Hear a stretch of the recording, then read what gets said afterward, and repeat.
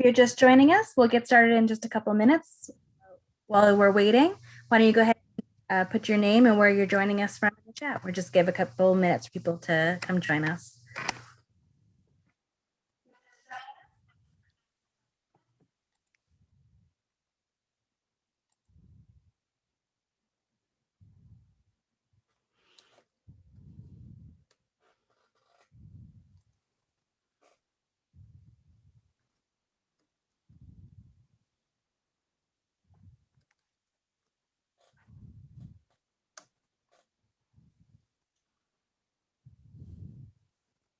Okay, well, I think we can go ahead and get started. I'm sure we'll keep trickling in, but I want to be respectful of everyone's time. So I just want to give a couple of announcements before Dr. Gale takes over. These webinars are every week from Beyond School Hours National Education Conference. It's our way of just sort of bringing professional development to you all year long. I'll put some information conference and our social media in the chat, as well as the schedule for upcoming webinars if you'd like to come to any other ones. And without any further ado, let me turn it over to you.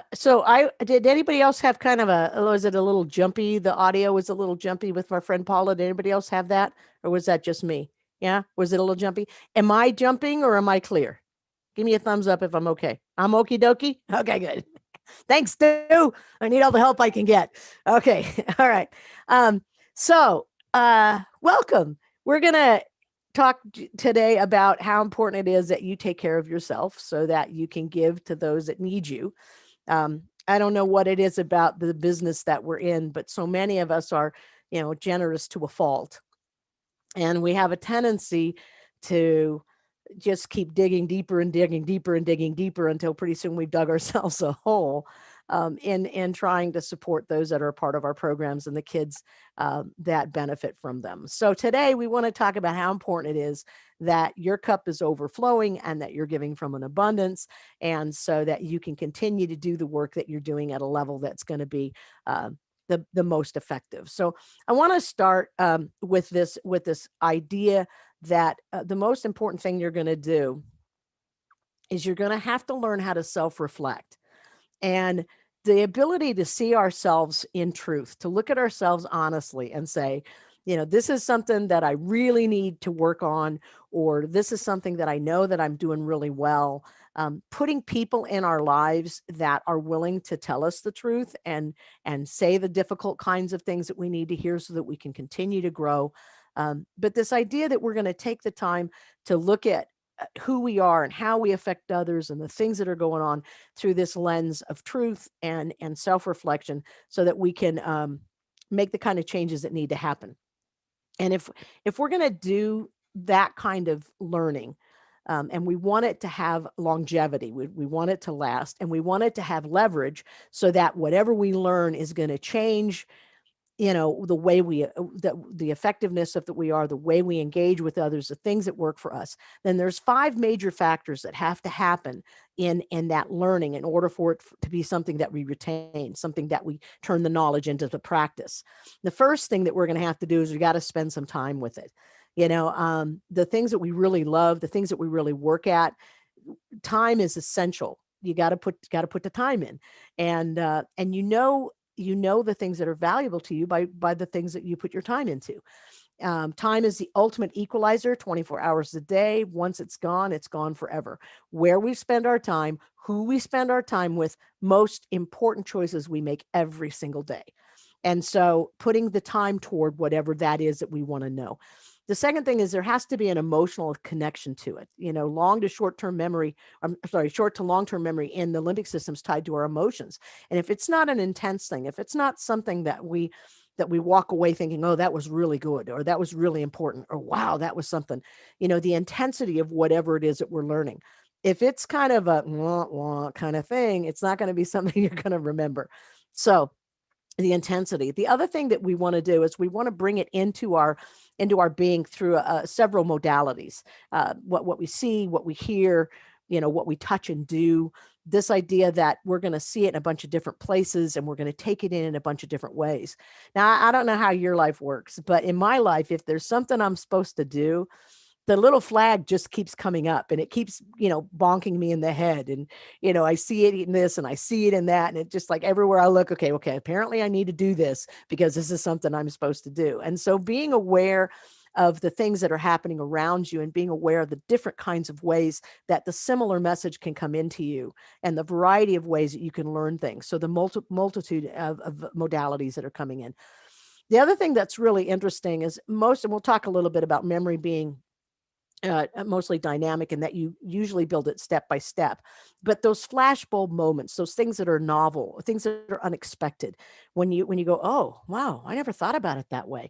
Those are going to be things that we're going to remember also. So the novelty of it or the unexpectedness of it is really going to be important to kind of highlight that and help us to kind of retain that.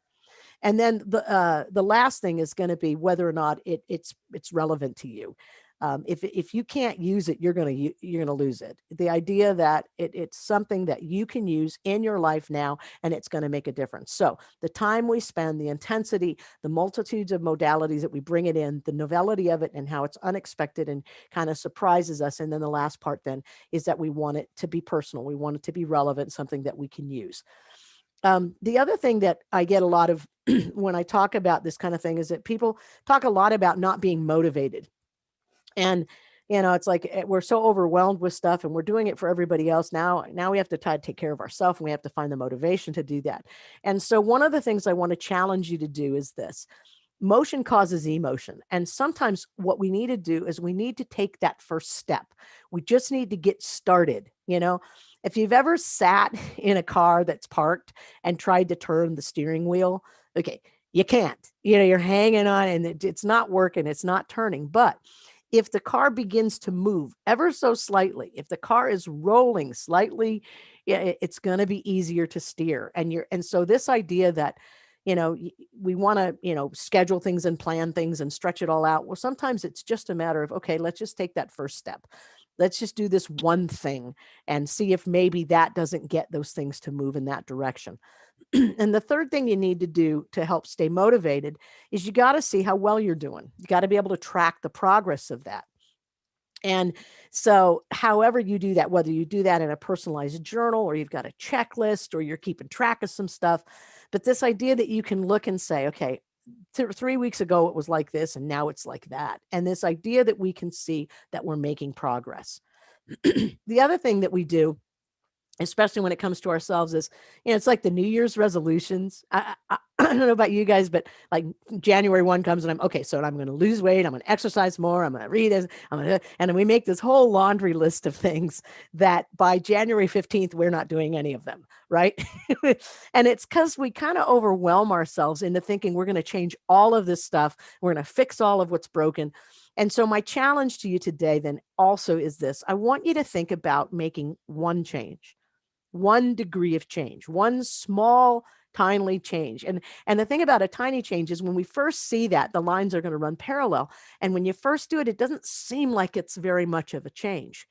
But if you make a 1 degree change and you let it run its course in time, and again, remember, number 1 was duration, how much time we spend with stuff.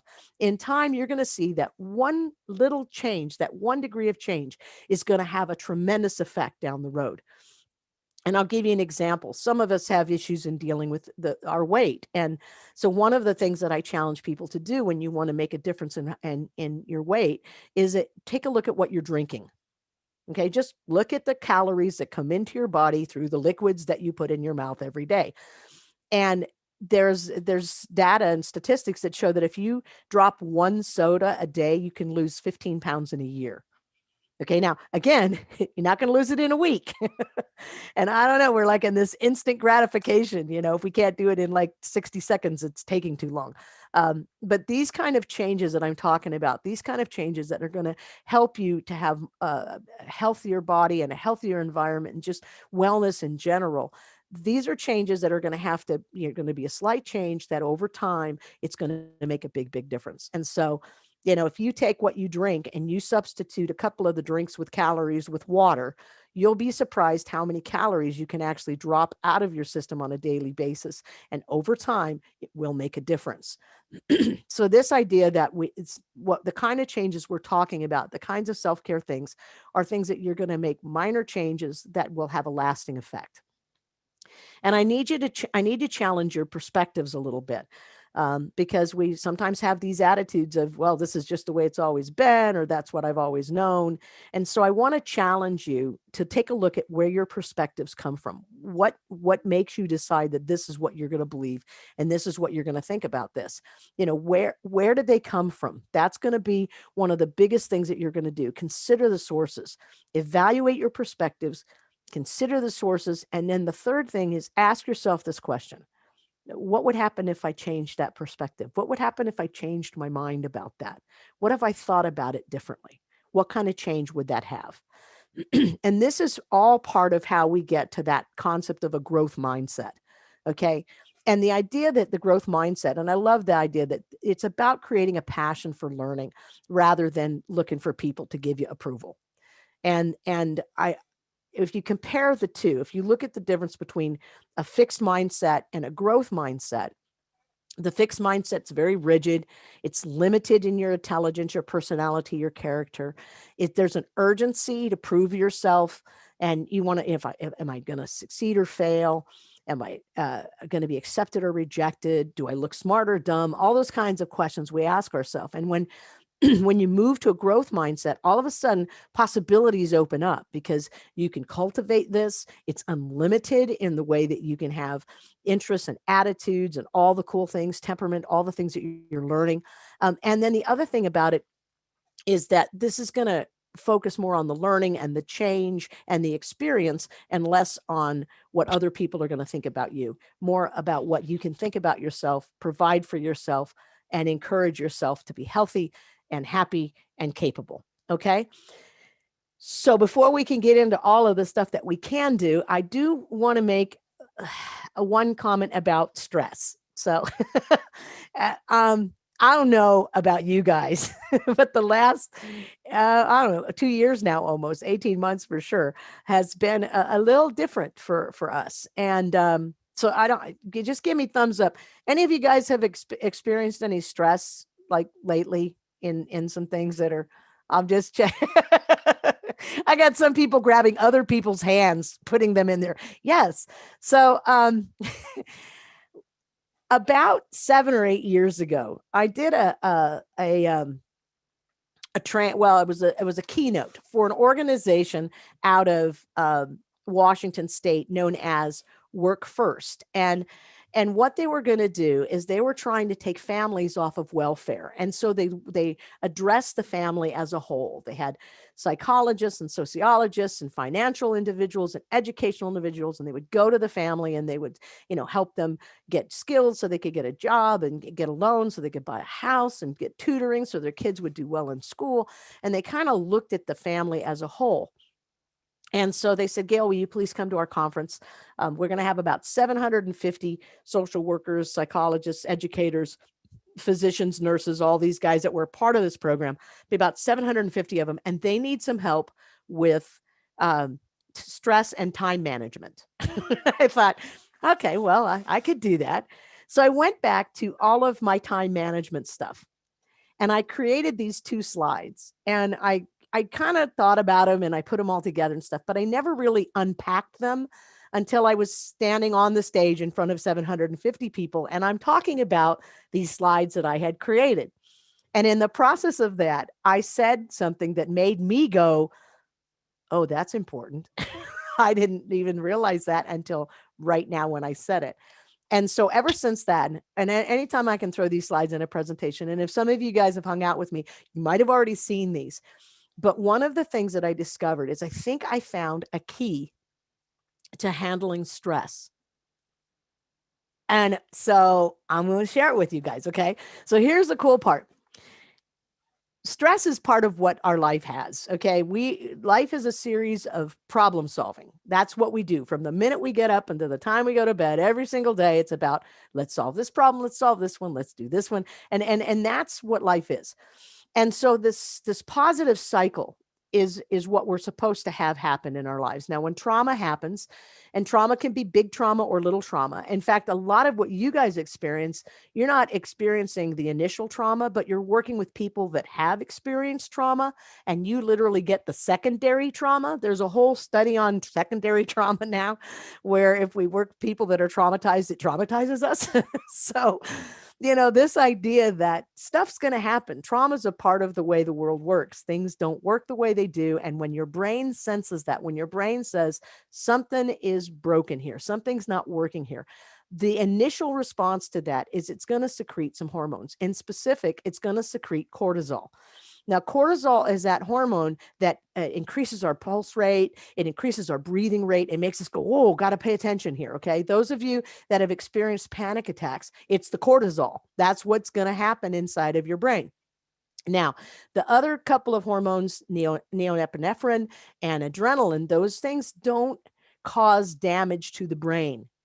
But cortisol, left unattended or left in a place where it stays there for a long, long time, literally goes in to the hippocampus and amygdala and causes all kinds of trauma. In fact, it'll actually kill off new neurons you're trying to develop. I mean, cortisol is meant to be there short term. It's meant to make us pay attention. And as soon as that happens, the brain looks for an attachment. It looks for somebody. Now, people that attach to things, they get some relief, but it's not the same as having somebody who loves you. Okay. So stuff happens, cortisol secreted, our brain looks for somebody who loves us. And when it finds that attachment, now it secretes dopamine. And dopamine is the feel-good hormone. That's the one everybody's seeking. Okay. Dopamine comes in, the body recovers, it reinforces this, and now you become resilient. So this is how we're supposed to handle trauma when it happens in our lives. Trauma, cortisol, attachment, somebody who loves us. And you guys know who these people are. These are people that when stuff happens, they're the first one you call on your phone. And they're the ones who say, it's okay, I love you, you're going to get through this. Or how can I help? Or I'm here for you, whatever that is. There's somebody. The dopamine is secreted, you recover, and you become resilient through this process. Now, this is how we're supposed to handle the stuff that happens. This is the negative cycle. Positive, negative. I feel like the eye doctor. Number one or number two. Now, here's the thing about number two. Do you see where the shift is? Trauma, cortisol, and then what? Stress. Because there's no attachment. There's no somebody who loves us. And when we try to do it alone and go, I can do this by myself. I am a rock. I am an island. Thank you, Simon and Garfunkel. The idea that you're going to be in this on your own and you're going to be able to handle it on your own. And the problem is we're not meant to be socially isolated. That's why I don't even like to call it social distancing. I call it physical distancing, because I may not be in the same room with you, but I still need to be connected to you. I still need to be connected to those who love me. And so if I have trauma and then the cortisol secreted and I don't have somebody, now I get stress. And what stress causes me to do is to seek dopamine. And we say this about kids all the time. Well, he's just looking for attention. Yes, he's looking for somebody who loves him. He's looking for that attachment because he's feeling alone and he's feeling isolated.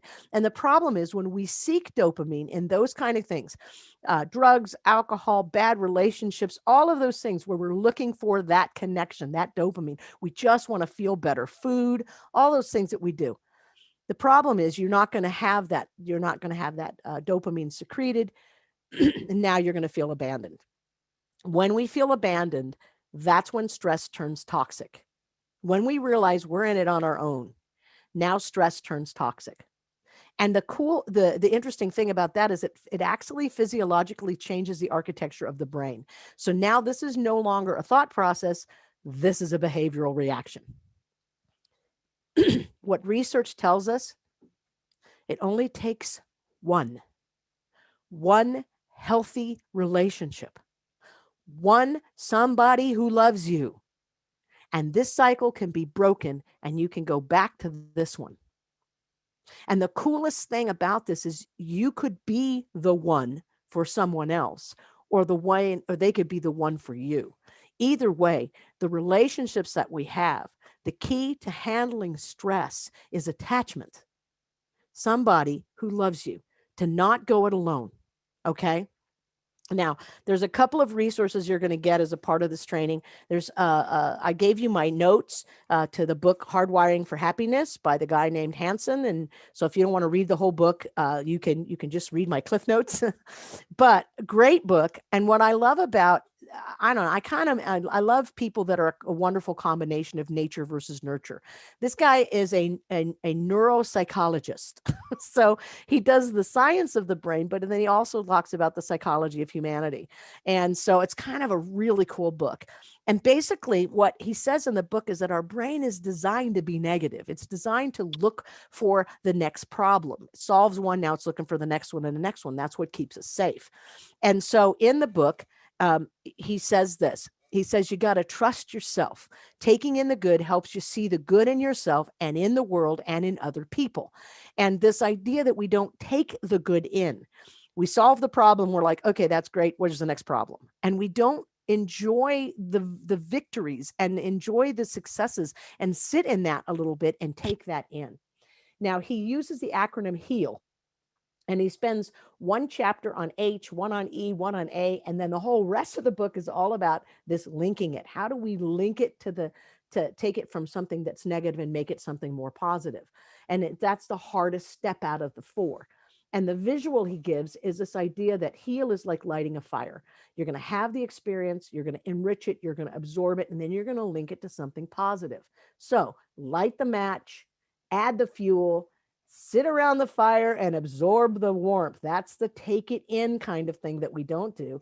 And then the last one is burn it in your memory in a different way. And the reason number 4 is so difficult, why it's the hardest, is because in order to do this, we have to change this tendency that's negative.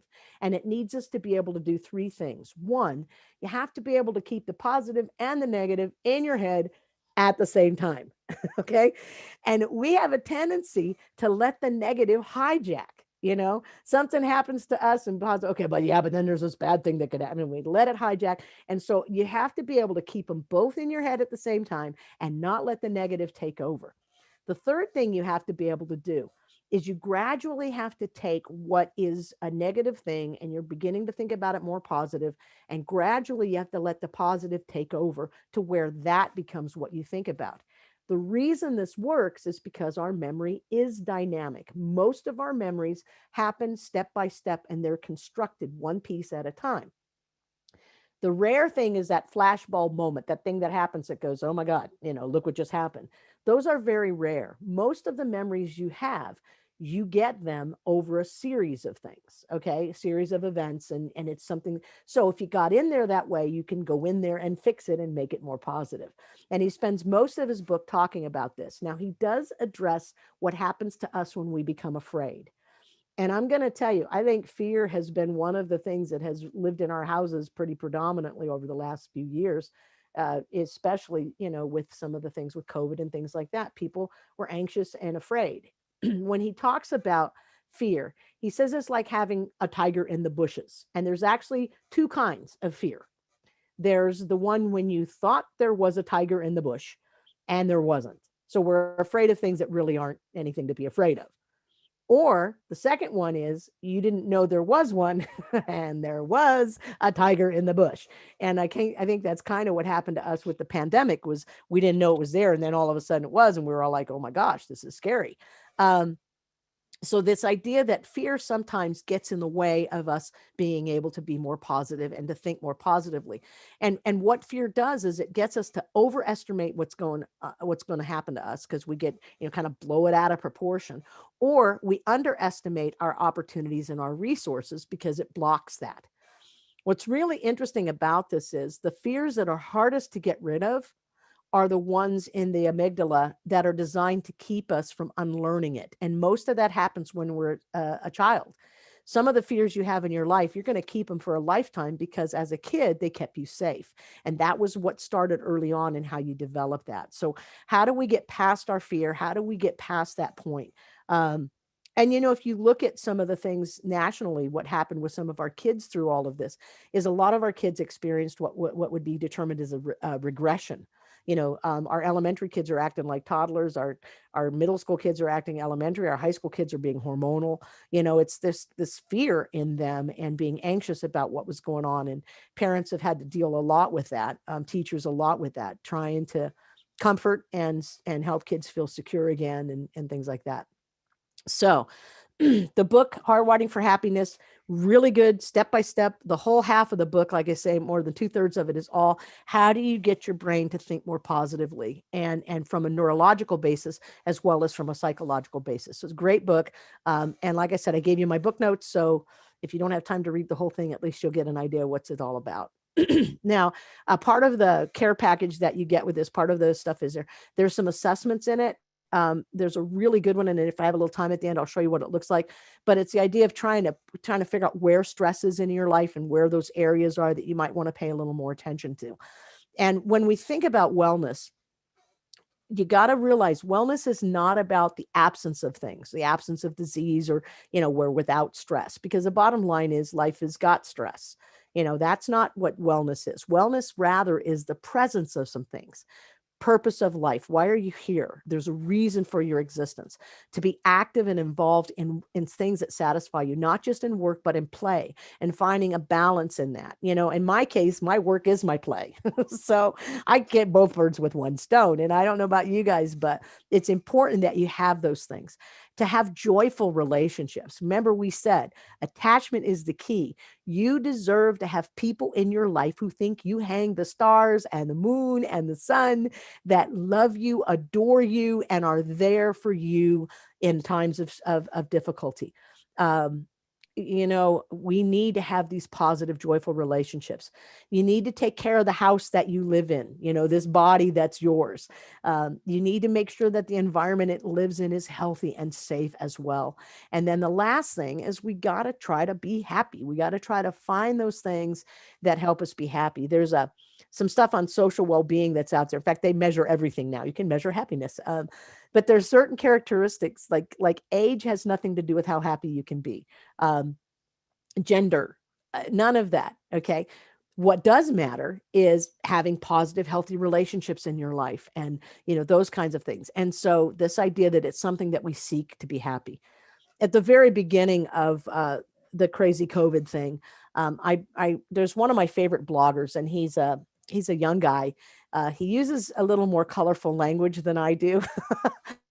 But if you've not read Mark Manson's blog, he's really got some great things and very down to earth and very modern in the way that he looks at things. And he did a thing right after the COVID thing hit about what are some things that we could do to help ourselves get through this mental health issues of dealing with this disease. And one of the things he coined was a thing called quarantine. With your quarantine, but you have a routine.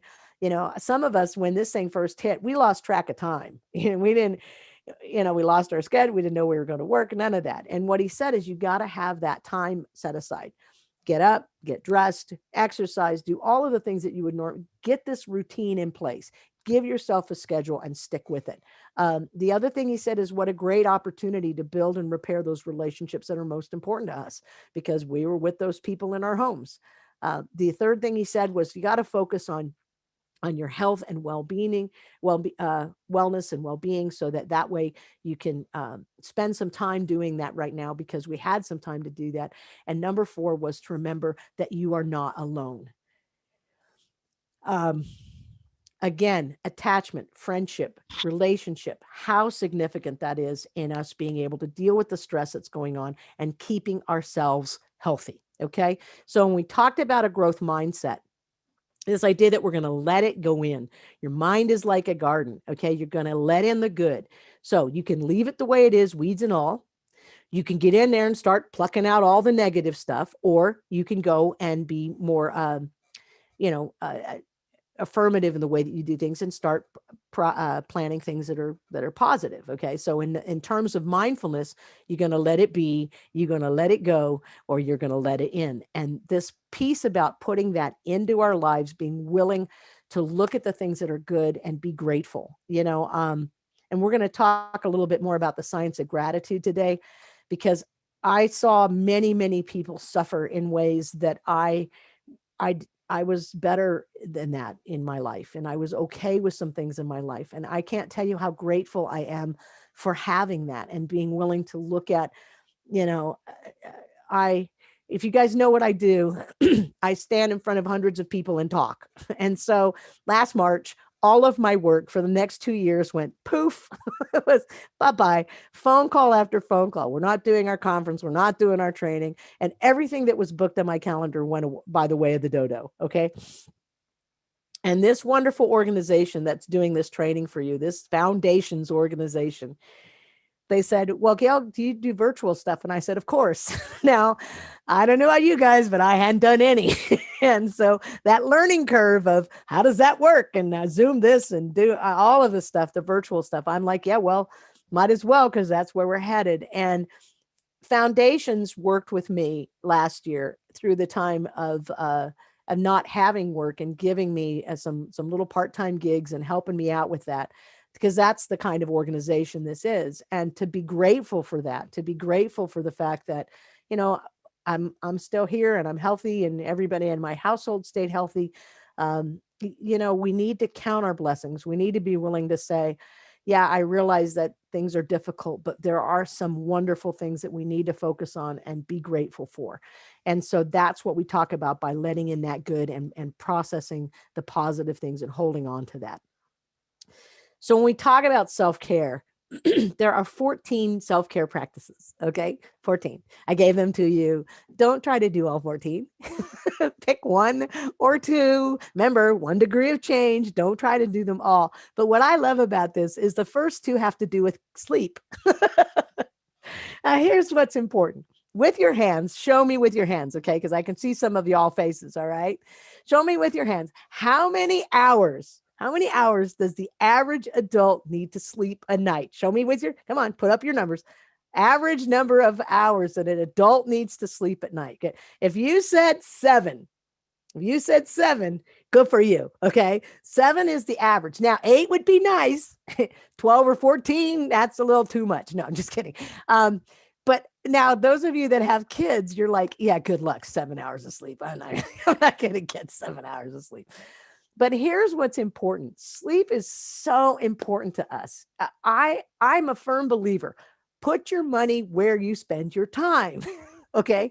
You spend a third of your life in bed.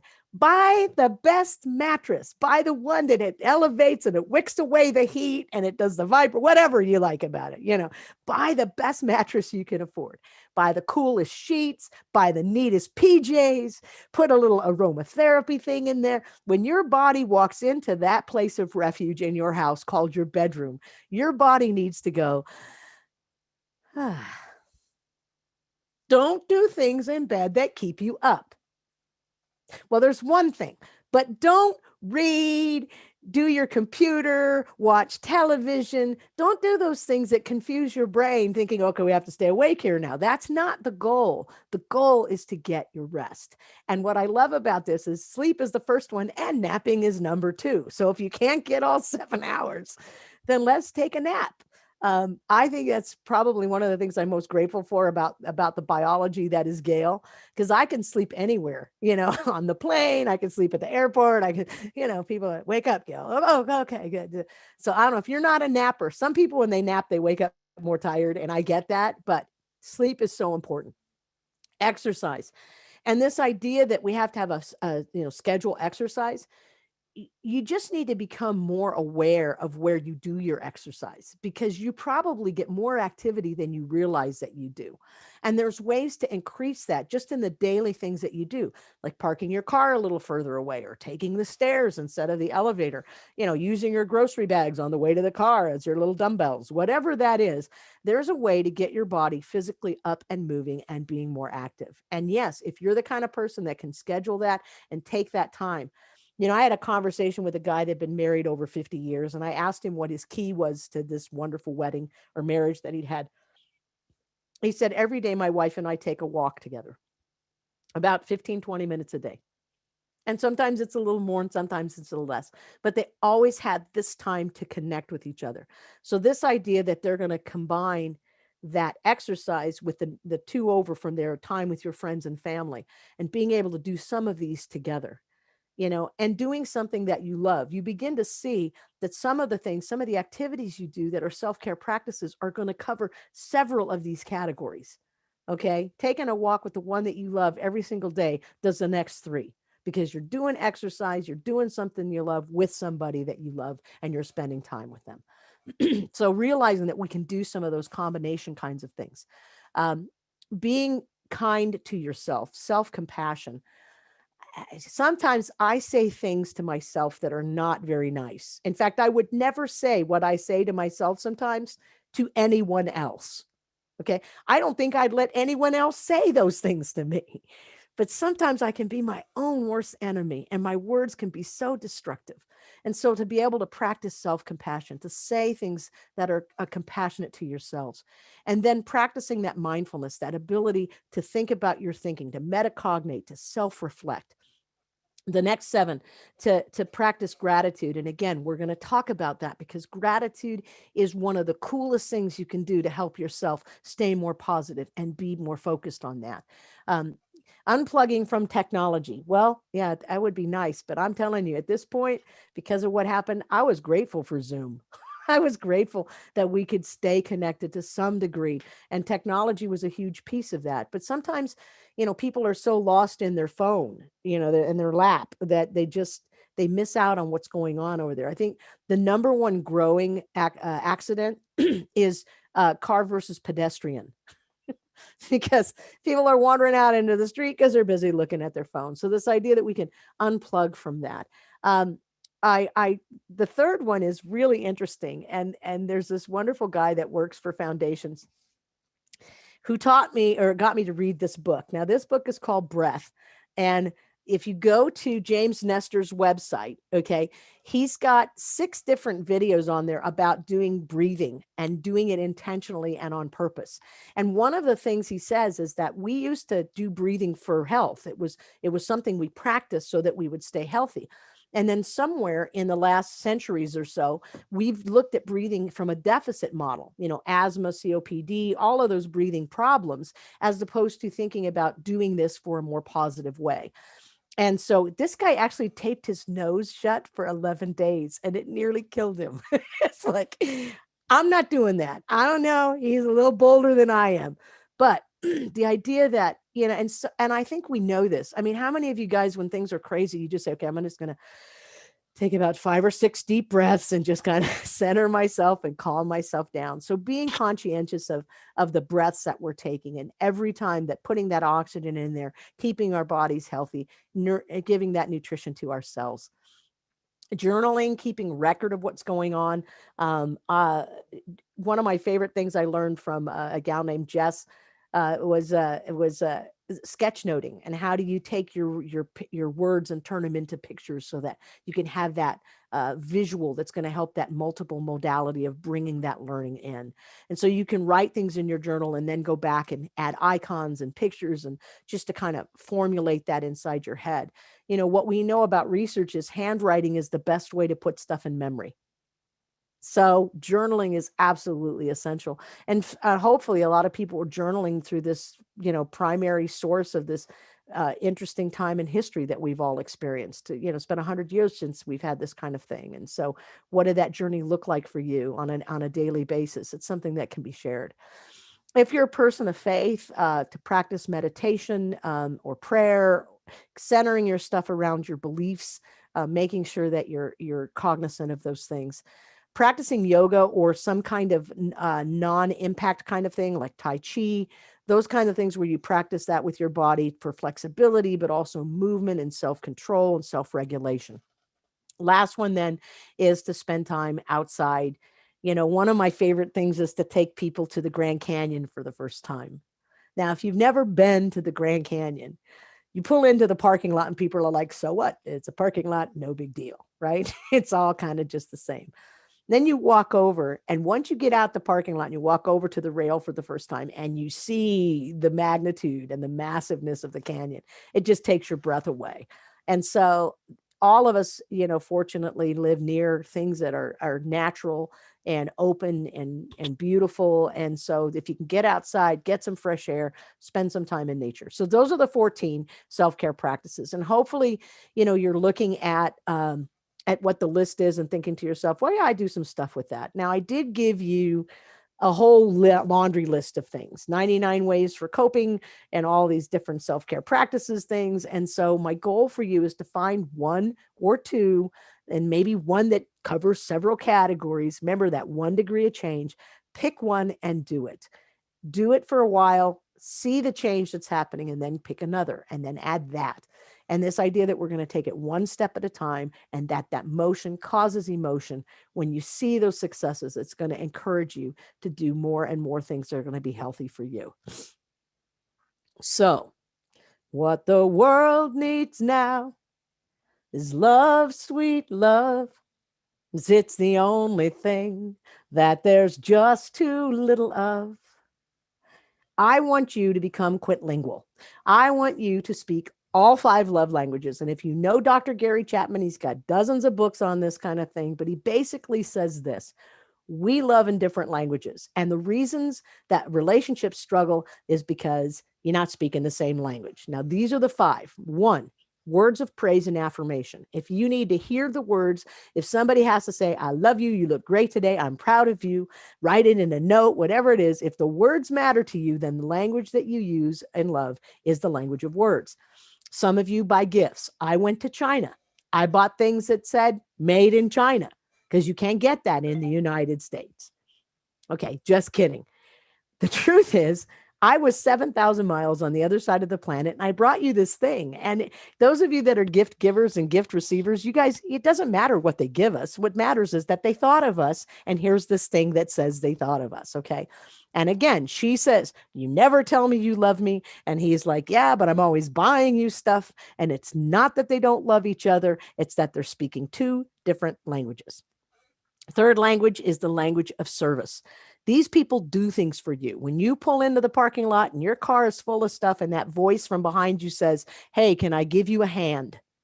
Right? When you get the appendix removed from your body, these are the people that come to your house and clean the toilet for you, or they bring you a meal. These are the people that show you they love you because they do things for you. It's the gift of service. Gift of time people. These are easy to spot. You ask them, where do you want to go? They say, I don't care. Say, what do you want to do? They go, I don't care. They don't care where you go. They don't care what you do. They just want to be with you. And so gift of time people, right? And then again, we talked about that. Time is a limited thing. 24 hours, once we spend it forever. Time is one of the hardest things for us to give. And so people that need that to let them know that you love them just by spending time with them. Last one is physical touch, but don't touch the kids. Okay. Bottom line is, if you work with kids, they're going to touch you. You cannot walk from this side of the room to that side of the room without them clumping on you and peeling them off like leeches. Okay. When you put the movie in, there's going to be kids that aren't sitting next to you. They're going to sit on you. Okay. You're the public leaning pole. All of those kinds of things. This idea that physical touch is going to be the way that we're going to share that we love. So, quintlingual, speak all 5. If you can love with your words, your gifts, your service, your time, and your touch, everyone in your life will know that you care, because you're going to say it and do it in a way that they understand. And the coolest part about all of this is you're going to begin to see how many people love you, because people are going to love you with their words, their gifts, their service, their time, and their touch. All right. So what can we do? One of the most common things I get and stuff like this is, I don't know what to do. I don't know what to do. I don't know what to do. And now I'm going to give you 2 things you can do that will help. One is understanding your giving style and being able to give to others. And this is, again, this is that balance between giving from empty and giving from abundance. But giving to others, one of the reasons why it's so powerful is that it helps us to cope. It gives us something to do. It widens our perspective. It stimulates our gratitude, and it offers us a measure of control. So I want you to consider which of these giving styles is yours. Are you ready? The first one is the logician. Now, the logician is the giver who gives you underwear for Christmas because you need it. Okay, that's a logician. They're going to give it to you because it's practical and you need it. Now, some of y'all are logicians. Okay, some of you guys are quirksters. Now, quirksters, they like whatever the funkiest, coolest thing is that's happening. I don't know if you remember, there was this viral video of this woman that bought a Chewbacca mask. When Star Wars came back out, this lady bought this mask. She put it on her face. She's sitting in her car. Every time she opens her mouth, it goes, wah, like Chewbacca. And she is laughing herself silly. Okay. It was quirky. This Chewbacca in Ida, who's very quirky. They sent me these. These are moose binoculars. Now, I don't know how many of you guys have binoculars that when you put them on your face, you look like a moose. Okay. But I have moose binoculars because I have a friend who gives me quirky things. Okay. So quirkster, that's when that one is. Now, the artisan, these are people that love Pinterest. Okay. These people make things, and they make things out of things that you think, I never would have thought to use that for that. But there's these artisans that can create, and they make these handmade, once in a lifetime kinds of things. Okay. Love the artisans. Then there's what we call the memory maker. These people give you an experience that lasts you a lifetime. So I'm in like Montana, and this guy goes, hey, have you ever held a dinosaur bone? And I said, no, I have never held a dinosaur bone.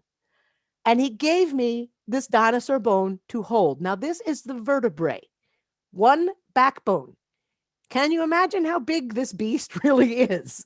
Okay. But I never held one. And he told me for my birthday this year, my wife arranged for me to go on this dig. Took him 2.5 hours to get this thing out of the ground. And because he was a licensed teacher with the state of Montana, they let him take it to his classroom so that he could share it with his students. That's a memory maker. Okay. That whole experience about doing this, that's what that's all about. Some of you guys are the trendsters. Now, I have a couple of stories about teaching virtually, which make me laugh every time I tell them. So I'm going to share them with you. One of my best friends gave my mother, who's 92 years old, an Alexa. And in my mother's thick German accent, she will yell at the Alexa, Alexa, what's the weather like? Right?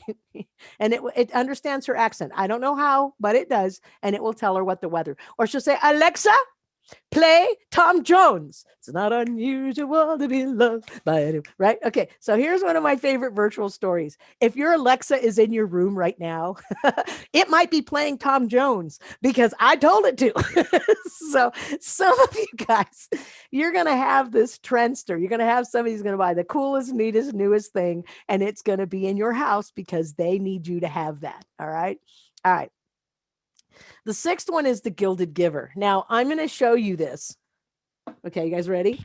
This is what I call the gooch. Okay, see this bag? Is this nice? Yeah, yeah. Okay.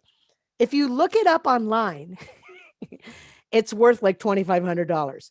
This one is not. This one I bought in China.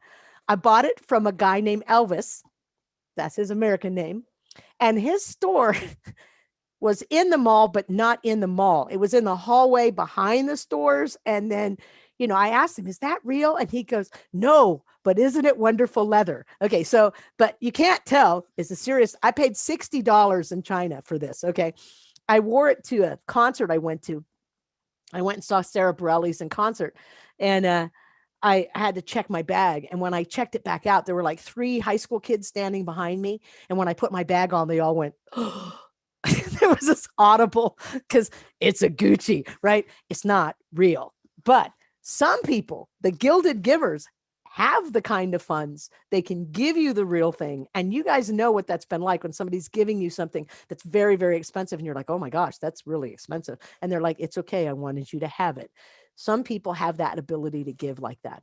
The last one then is the customizer. Now I want to show you these. See these? If you are not familiar with the organization called 4Ocean, okay, I got these as a gift a couple of years ago. A friend of mine, once a month, I got a cool bracelet, and there was a card that came with it, and they were saving the starfish and the penguins and the seals. And so these are actually made out of plastic bottles that they've rescued out of the ocean and our waterways, and they recycle them into these bracelets. And so whatever money you give them, it goes toward cleaning up the waterways. And each month they feature certain estuaries or waterways or whatever. The person that gave me that gift knows me. They know that I care about our environment. They know that it's important to me to invest in things that are going to help us have a healthier environment to live in. And that's what we mean by somebody who's the customizer. So hopefully you've seen in here who you are and how that works. Okay. And the kind of giver that you are. And by the way, this is in your handout, so you don't have to, Google it. Okay. All right. So I want to end on being grateful. And I know that Oprah kind of coined that where, she said, be grateful every day for 2 or 3 things. I don't know if you probably couldn't see my whole shirt, but this is my whole shirt. It says what? See, kindness is free. All right. And so the idea that we want to have this attitude of gratitude, it's a choice, and it can become a habit. Okay. Being grateful, being willing to say, I know these things are hard and I know this is difficult, but there's this one place, there's these couple of things that I really, really am grateful for and I'm looking forward to. I got a couple of cool quotes on gratitude. I would maintain that thanks are the highest form of thought and that gratitude is happiness doubled by wonder. Or you can be the more scientific one that gratitude's good for you. It creates a biochemical shift in the body. The brain responds to positive inputs and sends the life-enhancing messages to every cell. And there are benefits from being grateful. There are physical benefits. It's going to help with your immune system. You're going to get more sleep. Remember, that's another one of those things we're looking at trying to do. Have more energy, more enthusiasm, determination, and focus. Socially, it's going to make you more compassionate and generous. It's going to tighten up those family ties. There's the family we're born with, and then there's the one we pick later. Whichever one of those works for you, maybe both. You might be very fortunate. But we're less lonely and less isolated. And remember, the key to handling stress is attachment, that connection, that social connection to those that love us. Psychologically, it's going to have more positive emotion in us, going to make us more optimistic, and it's going to get us that strength that's going to get us through the tough times in our lives. And there's science behind gratitude, okay? When a person expresses gratitude or receives it, okay, not just giving, but getting, dopamine releases. And it makes that connection between the behavior and feeling good. And that's why the more you practice it, the more dopamine is going to be released. And remember how important it is for the key in dopamine to be released in our system so that we can become resilient and recover the times that are difficult for us. So I spent 6 hours with a group in Canada. And we had this thing where they put on the side of the wall the things that they came in thinking. And then after the training, how do they feel about those things over here and their journey in their lives and what was important and what did they value? And this young gal, Kendra, wrote these 9 words. And I told her, Kendra, I'm stealing your words and I'm putting them in my presentation. So this is what Kendra said after spending 6 hours with me and a crazy friend of mine named Hoppy Price. She said, I want to lead with love. I want to act with courage. And I want to live without regret. And I thought, yes. Yes. So, my favorite quote about optimism, when taking a step backwards after taking 2 steps forwards is not a disaster. It's a cha-cha. And who doesn't love to dance? Come on now. All right. So thank you so much for your time today. I'm just my little, here's my little alarm is sounding. So look at that. Who knew? I want to make sure I guard your time. It's one of the things that Paula said at the very beginning. So we want to make sure that we end on a good time and a note. At this point, if you want to go ahead and open up your chat, or if you have a comment or a question, anything like that, I'd love to hear from you. And you can unmute and hang out or say what you want to say. But it's your turn.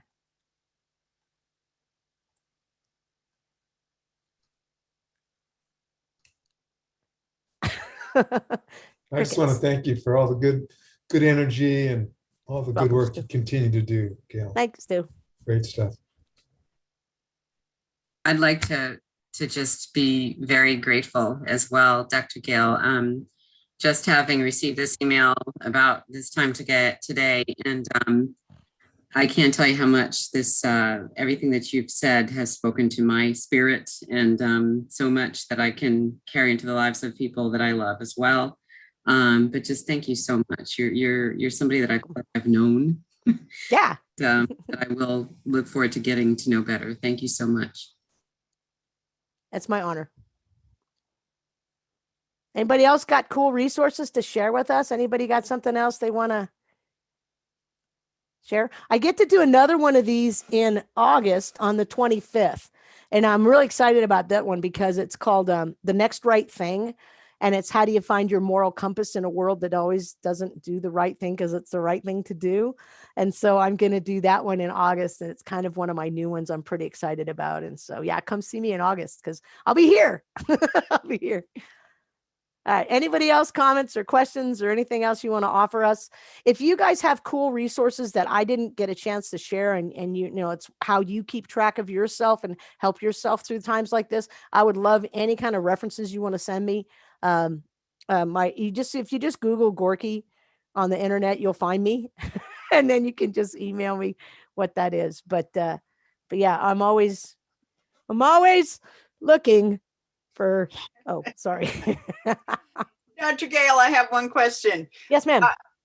All the handouts that you gave us, are these slides included?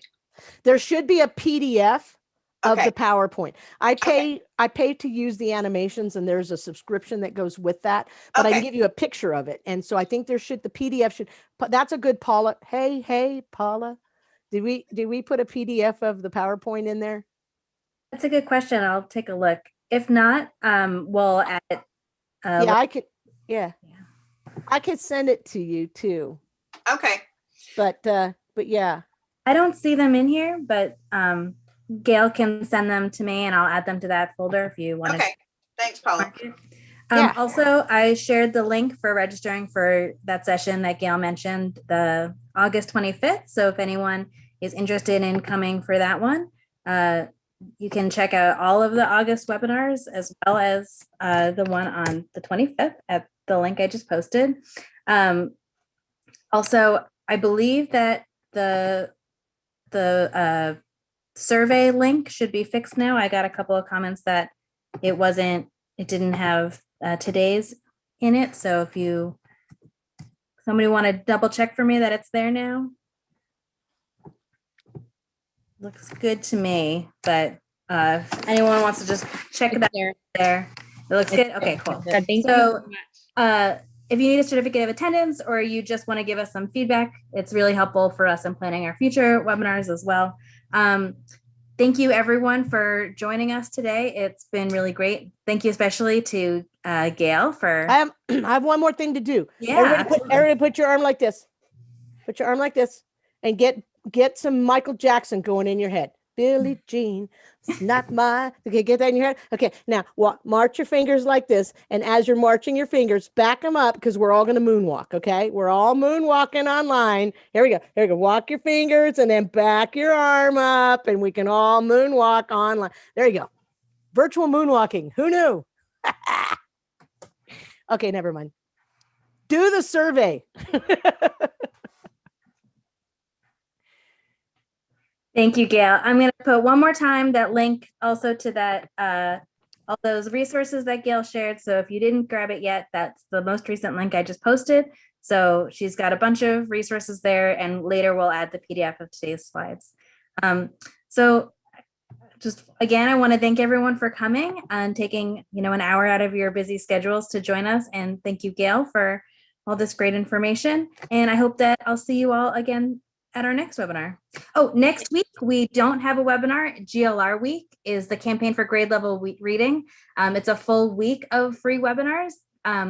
If you go to the link on upcoming webinars, you can find out more about GLR week, and then we'll be back again in August with a bunch of really cool stuff. So hope to see you then. Take care.